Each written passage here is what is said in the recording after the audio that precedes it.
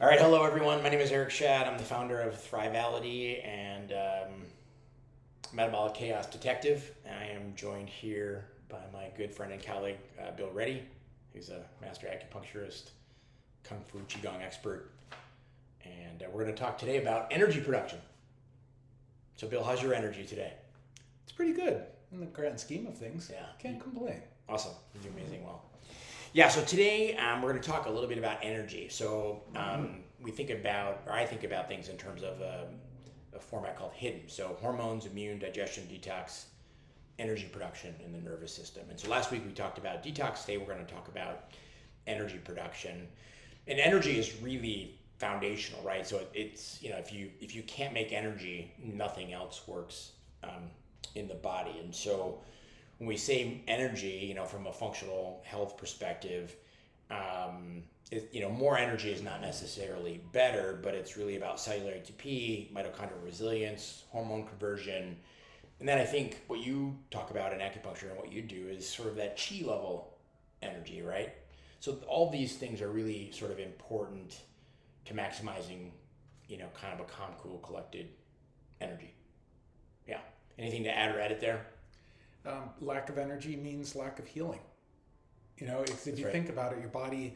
There's a woman, a brilliant lady, who was doing a presentation in a conference, and she said, so if you look at sleep, you could say, well, you have an account, and you can put into the account and you can pull out of the account. So she was using say $100. If you put in 100, you take out 100. Well, you don't have much to spare at the end of the day. And putting in might be having a little exercise. Taking out might be eating fast food or something like that. Mm-hmm. She said, well, what happens if you put in 80 and you put in 100 and you take out 80? That 20 left over is for healing. And I really liked that. That's great. Because that's so crucial, and that we end up kind of giving and taking. At the end of the day, you don't have much to spare. Yeah. Yeah, that's a really great way to think about it. You got so much in your bank account, and you gotta leave some for the recovery process, the healing process. Certainly. Yeah. Well, energy's been really, a key topic for me. I've dealt with fatigue-like symptoms on and off throughout, much of my adult life, and it can be really debilitating. I mean, I've had clients describe to me, it feels like every cell in their body is dying. When they have ouch. Yeah, when they have an energy crash, and I've experienced that. Whether sometimes, at work or traveling is the toughest part. Especially I'm a napper, right? So if I get a energy dip, I'll take a power nap and use Nucom and things like that, and that has been a lifesaver. But when you're traveling and you're out of your element and you can't do that, and then all of a sudden you feel like you're dying, it's not really very fun. And so it's been quite a challenge, for myself and others to figure out sort of like, how do you get this energy system going? Because it really spans several things. So let's talk about sort of the energy trifecta. And we're assuming, right, that the average person's eating a decent diet and they're getting a good night of sleep, right? So sleep obviously would be foundational, to energy production. So we're not really covering sleep today. So we're just making that assumption. Just want to put it. Perfect. Yeah. Okay.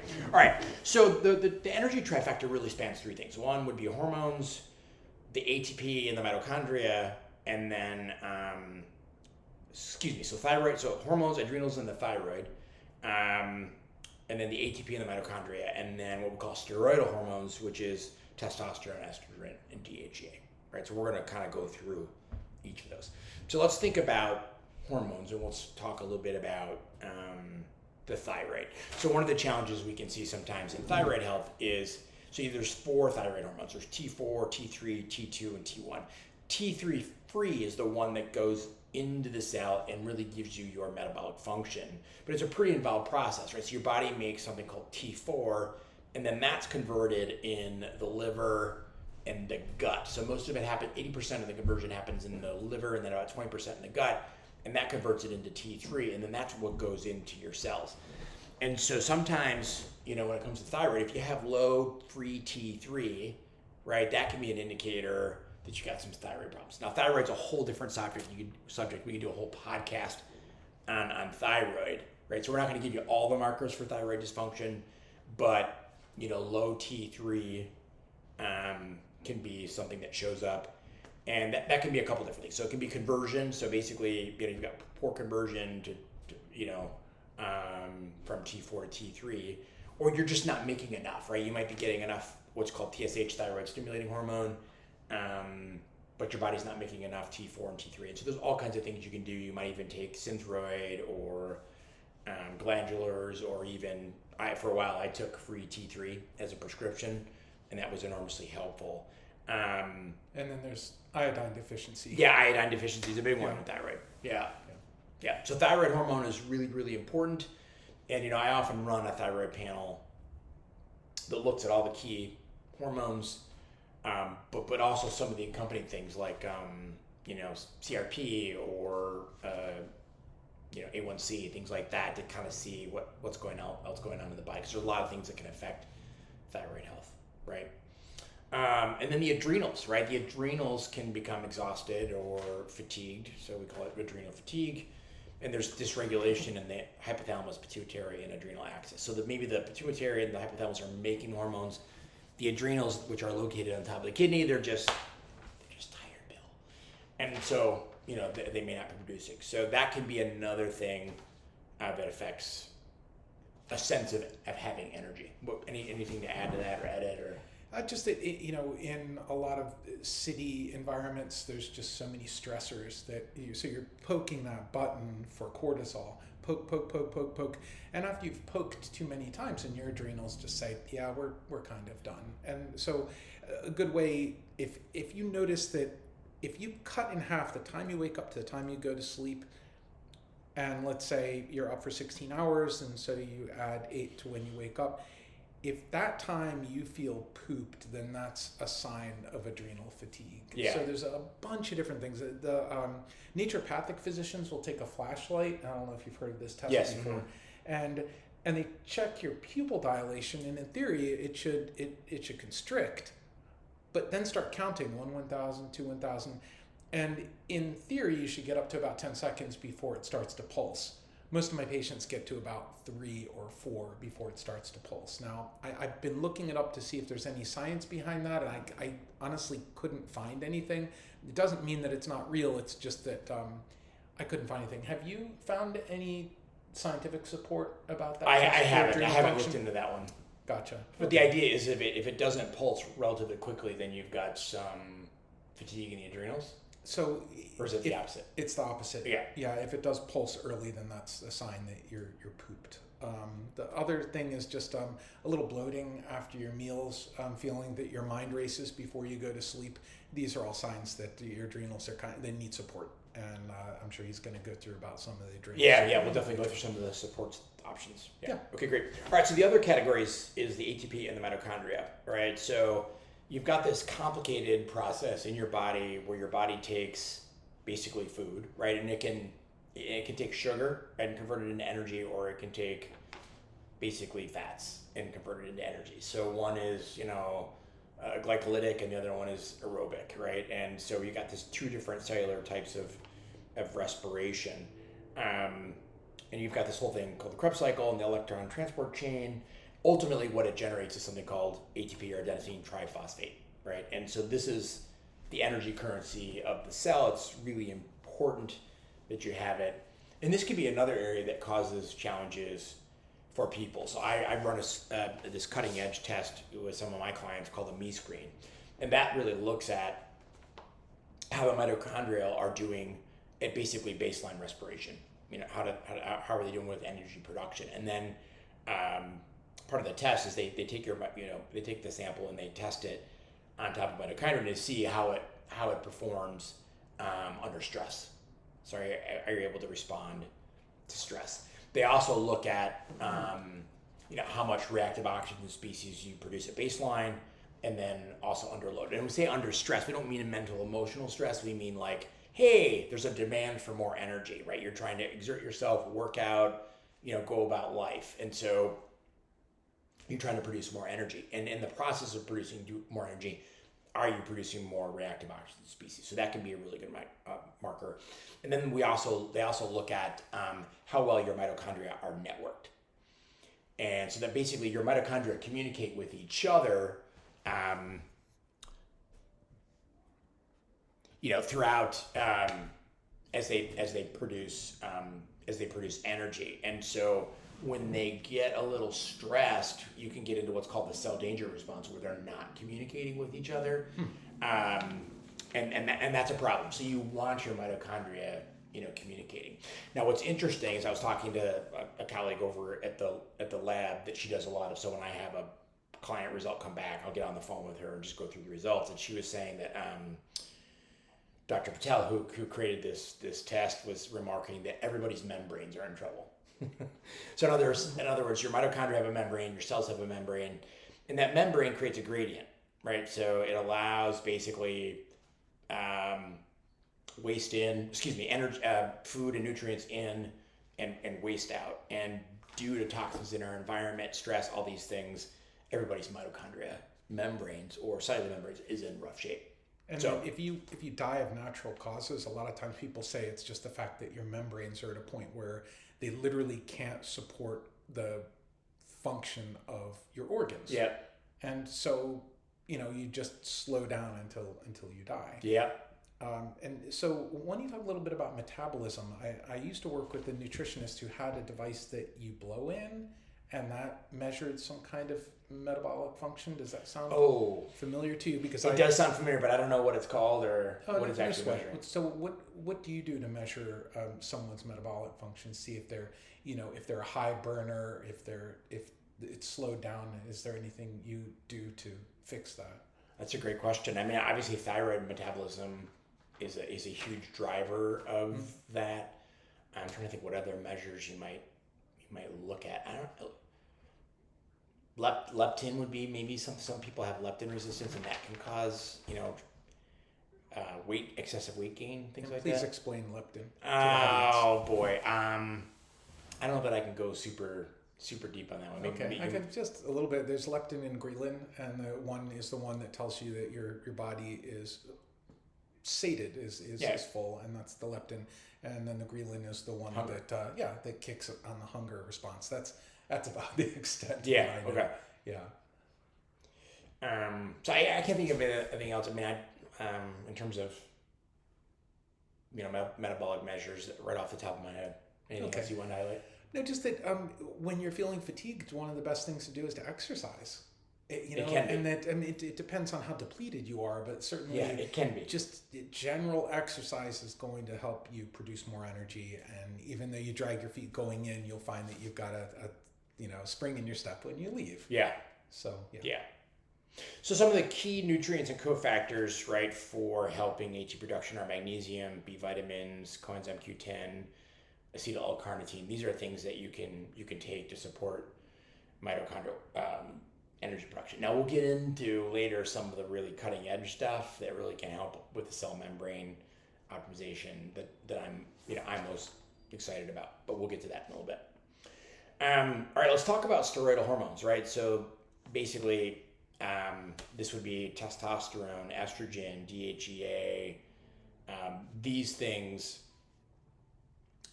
these things can affect energy, right? So if you're a guy and you're low in testosterone, or even females, that can affect your sense of vitality big time. So these are all things that you want to kind of get checked and measured over time. And what's really crazy is we do more research, and we talked about this last week in the detox podcast, is we're living in a toxic soup. And so testosterone levels in men are down over 50% from the 1970s, which is species level, sky is falling, we're really in trouble when we have that loss of a key hormone that drives fertility, energy, masculinity, and females need it too. Right. If you project that over the next super scary. two generations, we will cease to exist. So yeah, it's no joke. Yeah. So steroidal hormones, play a huge role. And then I think this is really interesting. Let's talk a little bit about the whole notion of acupuncture and the Chinese system and how they think about energy. So I was at a retreat a couple weeks ago, and the instructor got up and talked about how we as humans are basically antenna, and we're getting nutrients from the earth. But we always pick up, and I think we talked a little bit about this last week, is that, you know, when you're in the environment, you're on the beach, you're walking in the woods, you feel a little bit more alive, right? And so Qigong, Tai Chi can be really helpful tools to kind of keeping your energy flow going. So talk a little bit about what is sort of the concept of Qi and the Chinese system, and how does acupuncture, you know, play into it? Certainly. So the term Qi is, entire books are written about it, but to simplify it, yeah, most people will say that Qi is just the energy that's coursing through our bodies. We have 14 pathways of energy that run through our bodies, and that if there's a blockage of Qi in our bodies in some way, then that's when there's some type of dis-ease or disease that occurs. And so you have Gu Qi, which is the Qi from food. There's another Qi that's from oxygen. So now we know that the nutrients are, you know, carbohydrates and fat, etc., in our food, and we know that oxygen is one of the major things in breathing that allow us to exist. Mm-hmm. So so what Qigong, and the word Qigong, Qi is energy and Gong means effort or work. So energy work, right? And Qigong is, for those who have never experienced it, you have both static postures looking like you're hugging a tree, and you have moving things as well. And in the Silk Road, when they were passing back and forth herbs, etc., through India, the Indians were doing yoga, and the Chinese were doing Qigong. And so there's just a little bit of a mix there. So you'll see that they're both, if you ask a yogi, what are you doing? Why are you holding these postures or whatever? They're going to say, you know, prana and energy flow. It is really interesting. I mean, I know I was just listening to YouTube on the way over to the office, and the instructor, who's the same guy I went to this retreat with a few weeks ago, and he was talking about how one of his favorite, you know, postures is a standing Qigong posture, you know, where your knees are slightly bent and your hands are down by your side, and you're just eyes closed, and you're just, it really is amazing whenever I do that practice, how when you're done, you're just like really energized. Yeah, so there's something called a toroid, which is a geometric shape that looks like a donut. Yeah. If you've ever had a magnetic field, you'll see that's what it looks like the Earth, for instance. And so one of the practices in Qigong is to stand visualizing this energy going out in the universe, going through Bai Hui, which is an acupuncture point on the top of your head called the 100 meeting point, going down and then through these 3 points on your foot, which you may have covered, which is called the kidney, water, and fire points, and that roots you into the ground. And these practices, they work. They absolutely do. Yeah, and they're a bit metaphysical and a bit woo-woo, but you've seen masters, right, flick Qi at people and knock them over or make them feel like, tell me, you told the story where the guy went, poof, I gave you Qi. And then his hip got instantly better. Yes, yeah. There's a guy who was doing mixed martial arts, and he had this big bruise on his leg from being thrown down, and he said, yeah, I heal you. And he does this thing, he says, I throw Qi, and you know, the next day that entire bruise was gone 100%. Yeah. So there's things that defy physics. It really does. Well, watch Bruce Lee videos. They're like movies. Yeah. Like, that guy had so much, you know, moxie going on, Qi, that he was amazing. Yeah, he was definitely an animal. And if you look at studies for Tai Chi, and again, Tai means supreme and Qi means ultimate. So Tai Chi, the Qi part isn't energy, which is kind of odd. And Tai Chi Chuan means fist. So Tai Chi Chuan is more of a martial art, but going very slowly, whereas Tai Chi is used for general health and well-being. Okay. But there's studies that show not only energy production and cortisol level reduction, it's amazing all of the things that just balance and coordination and less falls, like literally an 80+% reduction in falls in seniors. So the value of it is just It's amazing. unbelievable. Yeah, and there's other studies I won't get into because it's going a little too deep, and we're just talking about energy here. But do some snooping on PubMed on the NIH website and just put in Tai Chi and see what comes up. It's spelled a bunch of different ways. It's Taiji as one word. It's Taichi, or it's Taiqi. So there's a bunch of different spellings. Yes, because it's sounding out. It's called pinyin, and that's how we sound out words in Chinese, because obviously we can't use the characters because that is meaningless to us. Yeah. I've been experimenting with EFT. So this is a technique called an emotional freedom technique, and it's designed to help kind of re-regulate the nervous system. It's based loosely on the acupuncture. And again, it looks really hokey, right? You start, by tapping here, and then you tap on the top of your head, and above your eyebrow, on the side, and below, between your nose and your upper lip, and below your nip, and then here, and then here. And you can weave in sayings like, I love and accept myself for getting completely stressed out about X, right? Or for doing the, and then you can move through a bunch of different stuff. And so I've been doing like a half an hour every morning the last 2 or 3 mornings, and it's been really interesting. And then I'll go out and I'll do some Tai Chi, and 5-element Qigong, which I learned years ago. It really does make a difference. Yeah, it's good stuff. So acupuncture, how does acupuncture? Sorry, we're getting a little long on the tooth here on this, but how does the acupuncture? How do you kind of help with energy from an acupuncture perspective? So there are a number of points that are demonstrated to help with fatigue, and not only in the literature for oncology, for chemotherapy, but also just in general. And one of the major points is called stomach 36 on the leg here. And this point here is you can use moxa to warm it, and moxibustion is an herb that we burn, and you can also go under your belly button at Ren 6, which is another acupoint that just help kind of solidify us.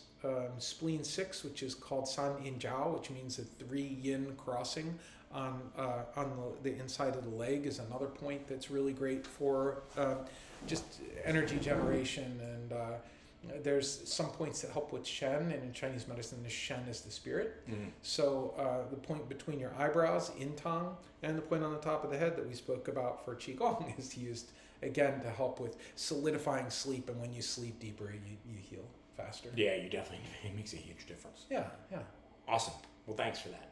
All right, so now we're going to talk a little bit about the cell membrane and go a little bit deeper. So we were talking about energy production, the mitochondria, and all that stuff. But really, the unsung hero in all of this is the cell membrane. And that's really what makes the ability of your cells and your mitochondria to take in energy and excrete waste. So as you metabolize, as you create energy, you create some waste that's got to get out.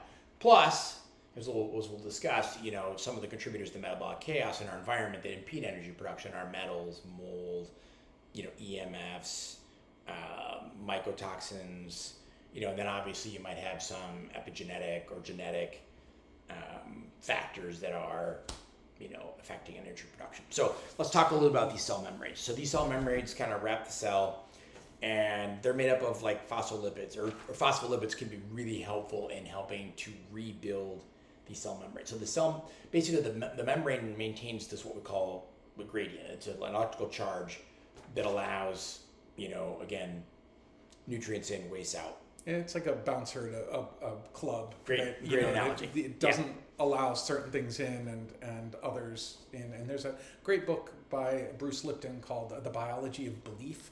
And he writes about just the intelligence of the cells. And it's mind-blowing. Anyone who has studied medicine, this is just another step above. He's a microbiologist by trade, but just brilliant guy. And he talks specifically about cell membranes and how they communicate. Yeah. And so what we're seeing, based on the comment from my colleague over at the folks that run the MeScreen, is that everybody's membranes are in rough shape. And I would attribute that to some of the things we'll talk about in a minute, which is, these contributors to metabolic chaos. They really are affecting our mitochondria. So some of the things you can do, right, to help repair these mitochondrial and cellular membranes is phospholipids. So I take something all the time called Body Bio PC, which has phosphatidylcholine in it, and that helps a ton to kind of nourish and replenish these cellular membranes. Cholesterol, right? You need butter, you need saturated fat. Those are really important to helping build those membranes. The right omega-3 to omega-6 ratio. So I take krill oil pretty much every day, and that helps a lot, not only with mental clarity, but rebuilding those membranes. And these all influence what you can get in and out of the cell. Now, I'm really excited about a new product called Fatty 15. So Fatty 15, it was really interesting how it was discovered. I almost want to do a whole separate podcast on it. It was discovered by a woman who's a veterinarian she works with dolphins for the U.S. Navy. And she discovered this odd chain fatty acid that we typically as humans would get in milk. And so she's able to isolate it and see that it has just tremendous health benefits. And what's really great is they've been able to isolate it away from other types of fats that are sort of oxidative stress producing. So you can take it in a little capsule. I take 2 every day. And that really helps build those cell membranes. It's great for your skin. That's why I look so young and studly. And studly, yeah. So how membranes, they affect like hormone signaling, nutrient absorption, and energy efficiency. So they're really, really important to have that optimized. And then mitochondria have their own membranes too, right? So it's all about permeability and function. So just to recap, things that can help: phospholipids, like Body Bio PC is probably my favorite. Cholesterol, krill oil, and this substance called Fatty 15. And then there's another compound I use called ATP 360 from Research Nutritionals. That can help rebuild membranes and also provide some fuel for the cellular energy production. And the only thing I would insert is try to avoid any hydrogenated fats. Oh, that's a great because that just destroys. I mean, just the literature out there, it just shows that it really, really messes up our functionality of our cell walls. Yeah. So let's define that for what is that. So I think of seed oils, vegetable oil. What would fit into the category? Anything that says hydrogenated on the bottle? Precisely. And so it's a convenience for stores because it keeps them from going bad. And if you look at good seed oils, they tend to expire and they rancid. They become rancid. They become rancid. So right? Flax oil is a real good example. Like flax oil has to be refrigerated.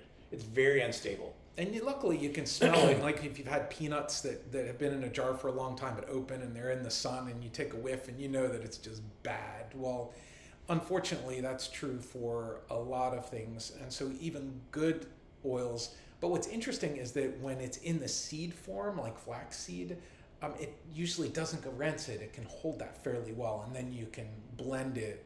But once it's blended and it's in oil form, then it can go south relatively quickly. Yeah. So good healthy oils, I think of olive oil, avocado. Butter's not really an oil, but it's a healthy fat, right? And then what are some other ones? MCT oil, like I use MCT oil quite a bit. Explain for those who haven't heard what MCT stands for. So it's medium chain triglyceride. It comes from coconut, and there's C8 and there's C10. There's 2 forms. I tend to use the C8 because it's the best for the brain. So caprylic acid would be another name for it. And so there's been studies where if you just take 2 tablespoons of cold pressed virgin organic coconut oil, or MCT, which is kind of a shortcut of that, just once a day, people who have dementia or Alzheimer's who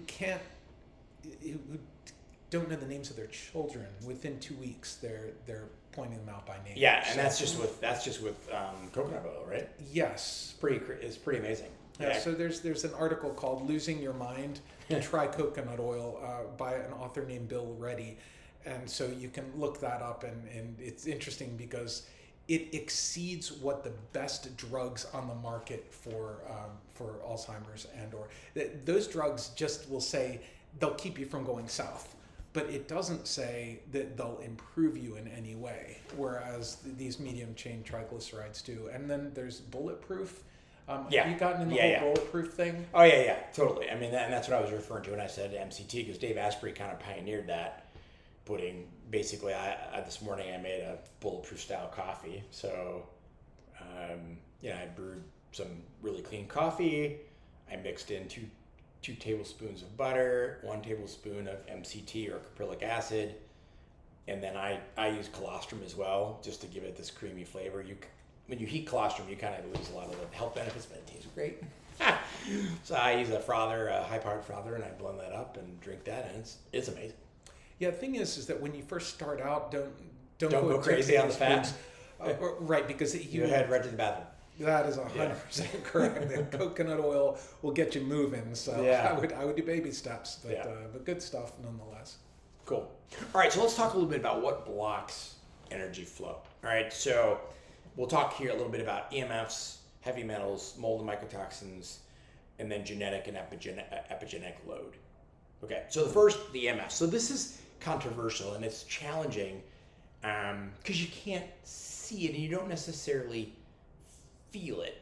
But EMFs can take many forms, right? So obviously, EMFs from cell phones and from cell towers. Now, I love the convenience of, having the internet in my pocket. It's amazing, right? I would never want to give that up, but it does come at a price. EMFs can also be, wiring in your house, right, or in a room.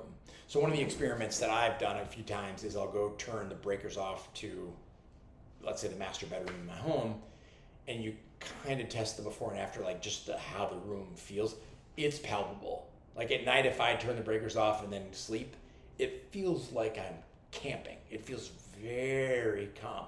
So there is sort of this vibration and energy that 60 hertz electrical wiring in your walls gives off. Yeah, and they sometimes call it dirty electricity as well, and that just means that it varies from that 60 hertz. But plugging your phone into the headboard near your head is not a good idea. Huge no-no. A lot of times people who have difficulty sleeping, you should shut off your Wi-Fi, and you can set it on a timer where it just shuts off before you go to sleep. But sometimes if you're working on the net and then it goes out, then you're kind of screwed, if you stay up a little bit later than you expect to, and then you lose internet connection. So that can be a little bit of a drawback, but otherwise I think it's a very, very good thing. So let's talk a little bit about the method of action. And this is controversial, but I know Martin Paul, I think he's a PhD, had proposed that it interferes, so EMFs interfere with what's called the voltage-gated calcium channels and mitochondrial signaling, right? I don't know if you can go any deeper on that. I can't go much deeper than that, but other than to say that it does seem to affect, and I think this is part of the reason why the cell membranes that we talked about are struggling so much, is because we're just getting blasted. I mean, the estimates are that we're getting a billion more times what we call non-native EMFs than, let's say, 50 years ago. Yeah, that's very believable. And so there's both ionizing and non-ionizing radiation. And ionizing radiation would be like getting an X-ray at the dentist's office. And that can harm tissue. And it can actually, some things like lasers, for instance, the ionizing radiation can burn tissue. And so like when you do radiotherapy in oncology, that's what they're doing, is they're actually destroying the cells. And there's some cells in front and behind that also get damaged. So the non-ionizing is the EMFs, and that also has a negative effect on our bodies. Yeah. So and this can create cumulative and subtle effects on immune system and the nervous system dysregulation, right? So and your mitochondria. So this EMFs are really, I think, a big challenge. I've talked about this before, but Dr. Neil Nathan, who was kind of one of the OGs in the Lyme and mold and chronic complex health issues, he retired a few years ago. But he said, in the 90s, I had one sensitive patient. At the time he was retiring, he said all of my patients were sensitive, and I think it is this complex mix of EMF, heavy metals, mold, and these factors in the environment that are really causing a lot of problems. So. Yep. And so, if you find yourself fatigued, then, you can see an acupuncturist, you can see a metabolic detective to, if you go see an MD and you tell them you're tired, then they'll say, well, yeah, you're 45, you're supposed to be tired. You know what I mean? And no offense to MDs, but a lot of times they just brush it off because fatigue is such a generalized symptom. I mean, in the past week, I would say at least 5 of my patients complained fatigue. So it's just a real common complaint, and there's so much to it, which he is in the process of covering, so there's a lot to it. Yeah, there really is a lot to it. Okay, so heavy metals, right? So mercury, arsenic, lead are some of the examples. These things clog enzymes and mitochondrial pathways, right? They create havoc in the body. I recently tested a client and he was super high, right, in some of these metals, right? And you just, like a normal guy living his life, came down with a melanoma. He's going through treatment and it looks like he's heading in the right direction, working with me and then, a team of physicians. Metals are no joke.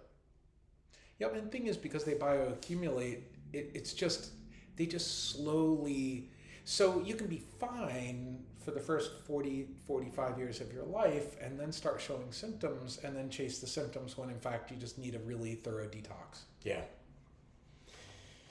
Okay, so they definitely damage the mitochondrial membranes, and they cause antioxidant depletion, right? Because you're constantly your body's constantly trying to fight these heavy metals. The next category is mold and mycotoxins, and these, so mold's job in nature, right, is to break stuff down. It's like when you get a water damaged room or bathroom or something like that, the mold starts to break down the wood. Well, as Dave Asprey has said, like mold and bacteria are our mortal enemies. Bacteria, we're symbiotes. We've got bacteria in our mouth, our skin, like we're everywhere. And mold and bacteria fight each other. Mold's job is to break everything down, so bacteria don't like it. So mold it can really start a cascade of health issues, right? So ochratoxin, aflatoxin are a few examples that you can get from water damaged buildings. And these are direct inhibitors. They bring a lot of metabolic chaos to the mitochondria, to the cells, and to both their membranes. And something to keep in mind is that you say, well, I don't have a wet basement or something like that, but even just moisture accumulation, if you look at the baseboards and you see just little black dots, if you look at them really close, they're more like dark green. But that can be black mold, and that can circulate through your house through your HVAC. So you don't have to be in the basement, and you can have a family of 5, and only 1 or maybe 2 of your members are feeling off, and the other 3 are fine. Yeah, there's a lot of genetic variance there, right? So there's this, I think it's called the HLA gene that kind of regulates how well your body's able to clear things. So you can have a family, right, and one's got a decent HAL gene or capacity, and they're fine, they don't notice any symptoms, and then the spouse is just they're a wreck. So it really can vary by individual, by family member, et cetera, et cetera. And they do sell test kits that you can get, and you can just swipe it and send it in and get a result. Can you mention a little bit more about testing for mold in a person's body? Yeah, sure. So we just ran a total tox test on a client. So total tox is one from Vibrant, and it looks at metals, mold, and environmental chemicals. And this melanoma client of mine, just full of not only metals but mold, and he has no idea where he got it from. So it can be really tricky, right? It could be college dorm back in the day, a friend's house, sleeping over at the grandparents. They had an old moldy basement. I had a good friend when I was in my 20s. We would go hunting, and he had a cabin. He recently told me, he's like, oh yeah, I got rid of that cabin because it was moldy. It's like, oh, maybe that's where I got the mold, So you just don't know, and you don't always smell it. Sometimes you walk into very mildewy, musty basement, and you kind of like, that's not very good. I don't know. I don't know. So anyways, it's really hard to know sometimes where you get these things. And I don't want to make everybody paranoid, but it is something to be aware of. Mold is a major metabolic chaos. It often triggers, some people feel like Lyme and Lyme co-infections and these whole chronic illness cycles. I know Dr. Neil Nathan, I think, says mold is, and I think it really started with the move towards all these airtight buildings, right? So, back in the day, our grandparents had more breathability in the homes, and so you didn't really have mold issues. Well, now we've got these airtight buildings, but if you get moisture in the walls or there's a leak, sometimes it goes undetected, and that stuff can't get out because there's no breathability in the building, so you end up breathing in. So your house is more toxic inside than it is in the outside environment where there's cars and traffic. Yep, and they talk about sick buildings, and especially in the DC area where there's just a lot of older buildings, and the older buildings also hold mold, etc. Yeah. And mold has been around for millennia, and it knows how to survive, and that's one of the other problems. Yeah. All right, so the next category is sort of, genetic and epigenetic load. So the genetic, MTHFR is a gene that's been talked about. This affects your ability to methylate and to repair DNA. And so SNPs, various SNPs, COMT, these can slow down mitochondrial efficiency or the ability to, like the HLA, that can affect your ability to deal with like mold toxins, for example. So if you have genetic variants, they can do it. Now, the key thing is you have to be careful about, several years ago when I was struggling, I went down the road of trying to look at all my genetic SNPs and support each genetic SNP, and that helped, but it really wasn't the full picture. So you have to be aware of your genetics. Environment is really what pulls the trigger, right? So genetics load the gun, but it's your environment that really sort of sends these weak genetic links, creating problems. And that's where epigenetics comes from, is just the epi meaning the highest point, and that if you, for instance, there's studies demonstrating that if you do non-GMO food for 21 days, that they do this setup, and you wouldn't know the name of the test, but it's looking at what biomarkers are threats genetically. Like you have a genetic predisposition for something, right? Yeah. And these genes are either turned on or turned off. And so they'll show it, and in red is kind of the bad stuff, and the green is kosher. And after 21 days, they redid the test, and 90% of those genetic markers that were turned on were turned off. Yeah. So food is a great example of loading or pulling the trigger, right? Yeah. Food, hydrogenated oils, stress, these are all things that can trigger weak genes to turn on. So it's not necessarily about avoiding everything or, circling the wagons and trying to get away from the environment, but it's building that cellular resiliency so you can handle the environment better by optimizing your diet, your sleep, things like that. All right, so let's talk about how to rebuild the power grid, right? So I think one of the things that you can do to help rebuild the energy stores in the body is to replenish with minerals. So one of my favorite products is Beam Minerals, and this has got trace elements of potassium and magnesium and sodium and calcium and all the various healthy things that we need boron, to produce energy. So minerals is a fantastic, really important foundation. Restore thyroid function, right? So if you've got poor T4 to T3 conversion, you can work with a practitioner to help, support the liver and the gut in improving conversion. You might need to loop in iodine, or you could potentially even need to take, thyroid hormone for a period. And then the next one would be rebuilding mitochondrial membrane. So these would be using phospholipids like body BioPC, fatty 15, krill oil, butter. You need cholesterol to help rebuild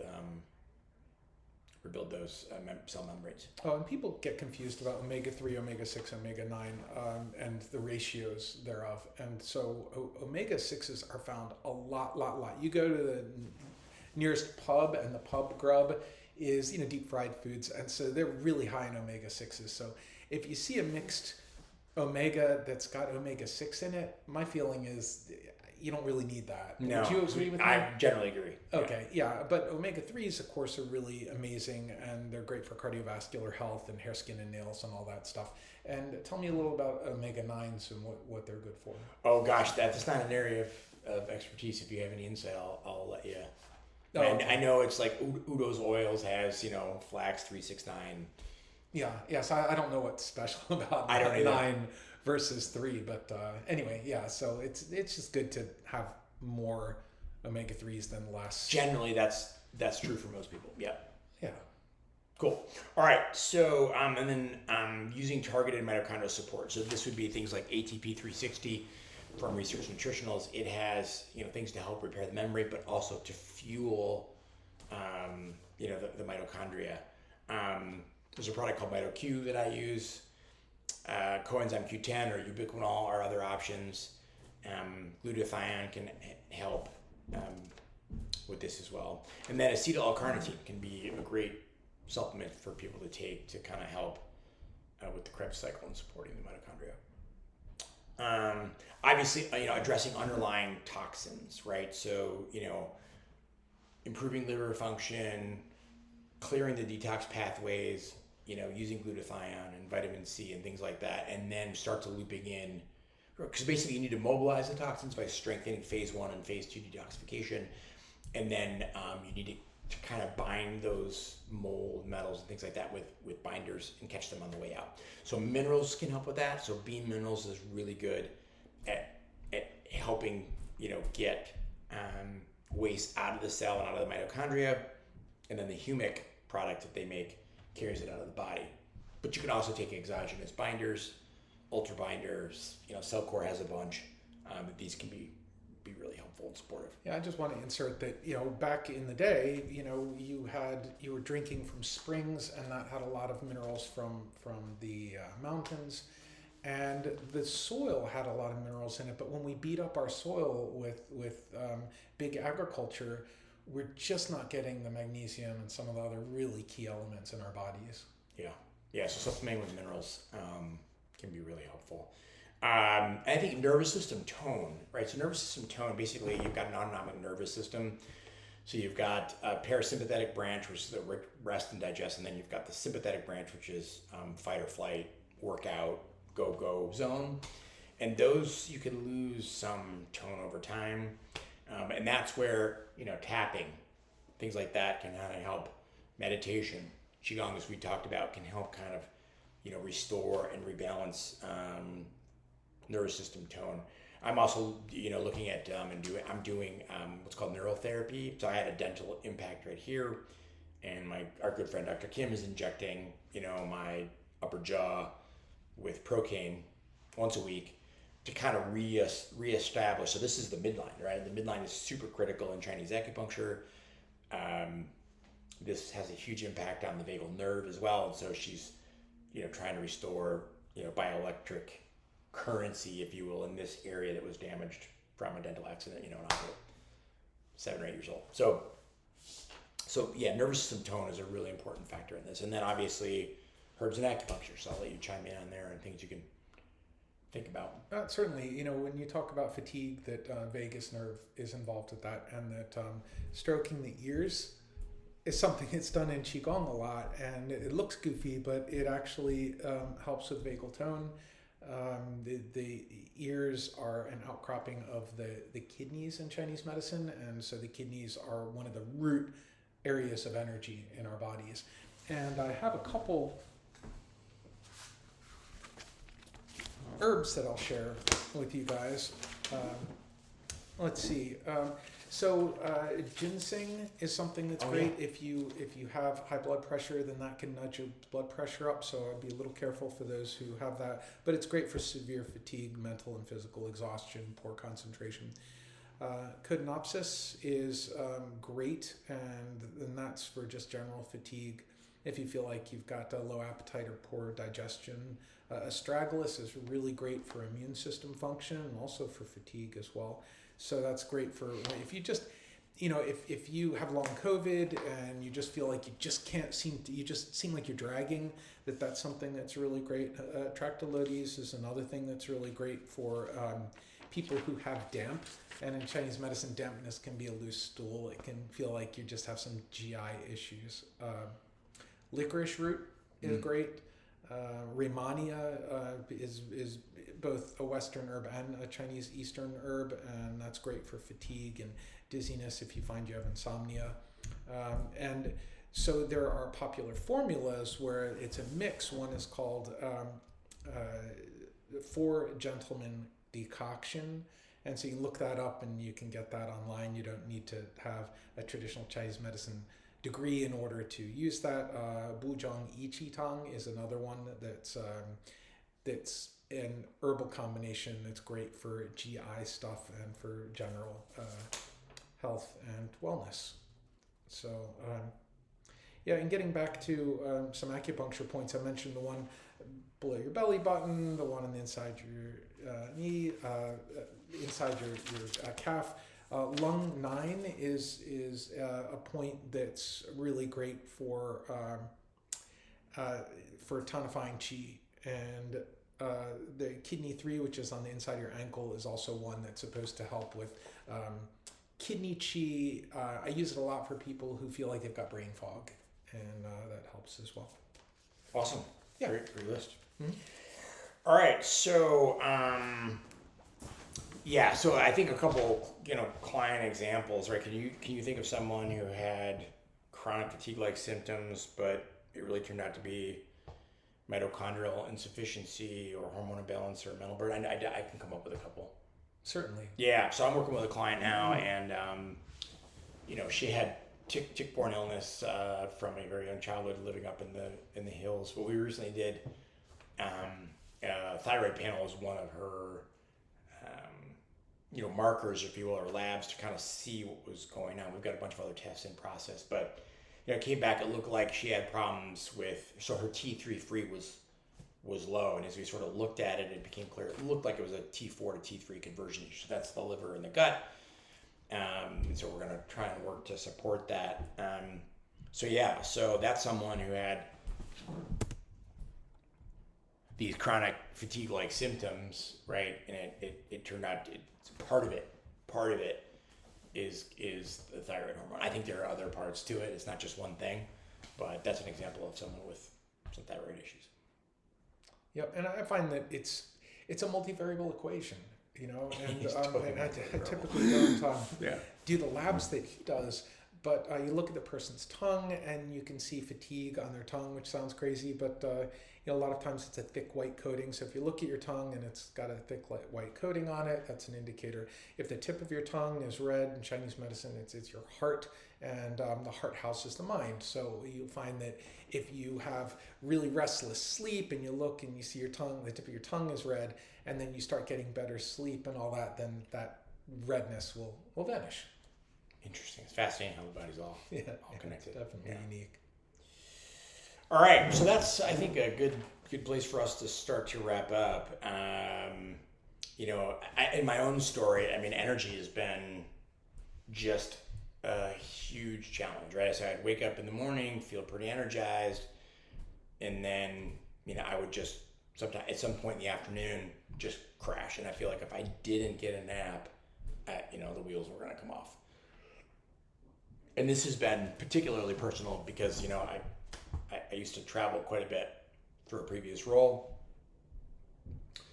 and I'd be on the road and just like texting my wife saying I just don't have any gas. I don't know how I'm going to get on the plane. That's how bad. Wow. There was a scenario where I was traveling in South Carolina. My colleague and I were doing a meeting, and I hadn't slept well that night. I don't remember what it was. So we had breakfast, got to the meeting, and I just remember during the meeting, just feeling like I was gonna die. And it's my customer, right? I was the, account manager, account executive. And so, I remember going to the break room and calling, I think my wife or my mom or something, and saying, I don't know how I'm gonna do this. It turns out we had to drive. Sorry, the flights got scrambled, and we had to drive to another city, which was, a couple hours away. And I was the one that had the rental car. Oh boy. And my colleague's sitting with me, and I sort of, just because I was literally exasperated, I just kind of confided in him.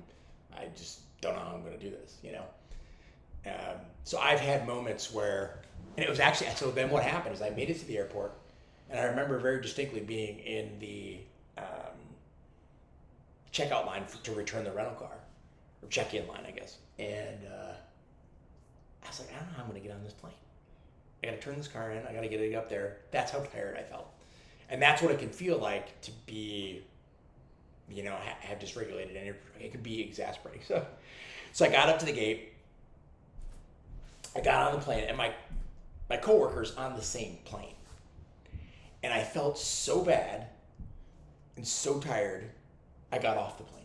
I was like, Ryan, I can't do this. Like, I got off the plane, went outside, and they sent, the medics to take a look at me. And they're like, you're fine. We don't see any viable symptoms. There's another plane to where you got to go. We can get you on that. I said, okay. So I did make it home, but I remember being on the plane waiting for takeoff, texting my wife and my mom saying, please pray for me. I don't know how I'm going to do it. And I've had that happen multiple times. And so, yeah, it's really painful. And I've had clients, right? And, particularly like people with like mold or Lyme, very similar symptoms. Like they will all of a sudden just crash. And I know one client, he solves it by just sitting in a cold tub of water for like half an hour or taking a nap. My go-to is a nap. That seems to help. But the challenge is, you can take a nap, right? And then 2 hours later, you need another one. And then by 8 o'clock at night, you're just completely gassed, right? And so it really limits your social flexibility. Like, like impromptu, let's just go to the ball game. The person with chronic fatigue-like symptoms is doing these calculations in their head. They're like, because they're hypervigilant because they don't want to feel like that and not have some sort of recourse. When you're on the plane, I can meditate, and that helps. But for me, there's nothing quite like finding a place vertical and taking a half-hour nap. That could be a game changer. So, anyways, that's been, chronic fatigue-like symptoms has been very close to home and very painful for me. I feel great today. I feel much better. But, it's not every day. Some days I have days where it's challenging. And what I have learned is I want to piggyback off, it is a multifactorial issue, right? It can be thyroid. It can be, when my gut is off, then that affects, energy. It can be mitochondria. I know for me, a big, huge factor has been the mitochondrial membrane, but I never knew it. Years ago, Dr. Mark Briner told me, he's like, he was using electrodermal screening back then. And he's like, your ability to get nutrients into the cell and waste out is that of a 100-year-old man. And I was like, really? And that always just stuck with me because at the time I was like 33 or 4, something like that. Pretty brutal. Yeah, right. And we really haven't had good ways to measure, mitochondrial health until recently with this MeScreen test. And mine came back where my mitochondrial membranes were really challenging. So over the past 4 to 6 weeks, I've been really focusing, on those mitochondrial membranes. So energy, it can be multifactorial, it can be hormonal, it can be cell membrane, it can be adrenal, it can be gut, it can be chi. You're not moving your body enough. And so part of the challenge in navigating this is which is the chicken and which is the egg. Where do you start? And it's not always clear, right? Sometimes you just have to try and see what works.